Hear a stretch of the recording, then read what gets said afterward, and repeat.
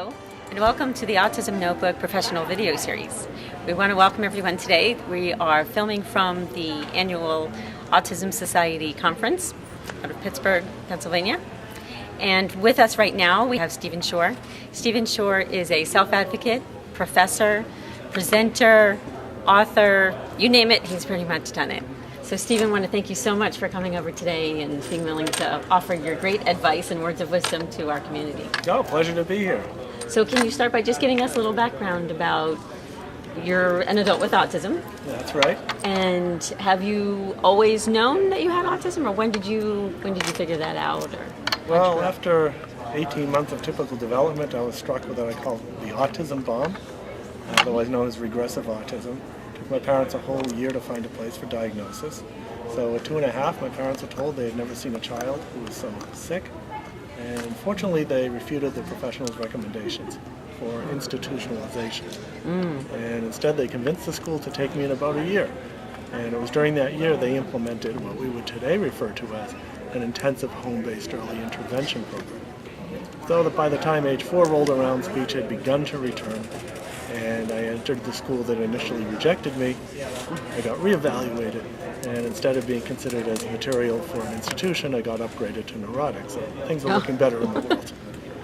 And then from there it was grade school, regular public grade school. It was a social and academic catastrophe, usually grade behind in most of my classes, and I didn't know how to get along with my classmates in a way that they could understand. However, I had my special interests. which were? Oh, some of them included astronomy and aviation and dinosaurs and cats and electricity and various other subjects, and I would spend most of my time pulling books out of the library on these subjects and reading up on them. I remember one day in 3rd grade, I had a stack of astronomy books on my desk, and a teacher came over and told me that I'd never learned how to do math. But somehow I figured out just enough math to teach statistics at the university level. Amazing. And these days, the good news is that most educators would notice this as a special interest and find a way to work that into the curriculum. Amazing. And then, but then you ended up at a university. That's right. I ended up at the university, collected my degrees in music and special education, until where now I'm at Adelphi University as a professor teaching courses in autism and other areas of special education. Amazing. And you're a presenter? That's right, yeah. When I'm not teaching and researching at the university, I travel around the world talking about autism and consulting. So far I've been to 30 countries and 45 states in the U.S. And when you do your presentations, what do you hope that your attendees take away from those? My goal is to combine my personal, professional, and academic experiences with autism to provide greater insight to, it could be professionals, it could be parents, it could be those of us on the spectrum, on how to promote a fulfilling and productive life. Awesome. And you're an author.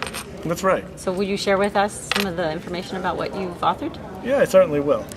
So my first book is my autobiography, which is right here, Beyond the Wall, Personal Experiences with Autism and Asperger's Syndrome. And my goal here is to use the autobiographical structure in which to talk about meeting the challenges of education, addressing sensory issues, giving music lessons to kids with autism, and also the all-important transition to adulthood and meeting the challenges of self-advocacy, continuing education, employment, relationships, and housing, where we're going to live. Okay. So that's this book. Great. The second book came out of my noticing that there was very little talk about self-advocacy for those of us on the spectrum.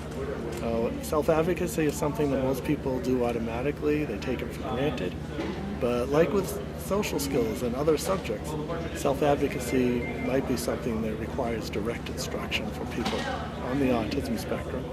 So what I did is I got together 5 of my colleagues, all who have autism, and asked them the question, how do we best teach those of us with autism how to self-advocate, and who better than to ask than those of us with autism. Right. Awesome. Well, this book looks more like one for somebody like me. Oh yes, well the next book is, I guess just the best thing to say about this book is that I'm the dummy who wrote it, or co-wrote it anyways. And with this book the goal was, or is, to provide a good introduction to the many, many topics and issues that relate to autism. So in addition to providing this introduction, there are leads in terms of websites and books that a person can go to find additional information about whatever they're looking up. Excellent. And this? And the final publication is a DVD. And with this DVD, What does it mean to have autism and Asperger? Yeah, this final the wonders of editing. My final publications is a DVD interview, a Larry King style type of interview. Nice. And what we do is we look at autism through, you might say, 3 lenses. I talk about what life is like on the autism spectrum. We have Robert Nassif, who's a father of an adult son with autism and does a lot of work with families and how they can address the challenges of autism and thrive with autism. And then we have Dr. Daniel Gottlieb, who is a psychiatrist or actually a psychologist, and has a grandson with autism. And the 3 of us compare and contrast our experiences of being on the autism spectrum. Awesome.